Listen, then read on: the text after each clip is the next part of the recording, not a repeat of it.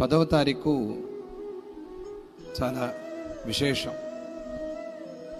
భగవద్గీత సంపూర్ణ పారాయణ అని అనుకున్నాం. మన నూజివీడు రమ్య వాళ్ళందరూ కూడా కోటి భగవద్గీత పారాయణ చేయాలి అని సంకల్పం చేశారు. అంత విశేషం. కోటి భగవద్గీత ఒకళ్ళు పూర్తిగా చేస్తే ఒక సంఖ్య, 100 మంది కలిసి చేస్తే 100. అందులో భాగంగా మనము 10వ తారీఖు ఈ చాతుర్మాస్య ప్రయుక్తంగా భగవద్గీత పారాయణ అని అనుకున్నాం. ఇక్కడ అందరూ కూడా పుస్తకం చూసి చదవగలిగిన వాళ్ళు కూడా వచ్చి పారాయణ చేయొచ్చు.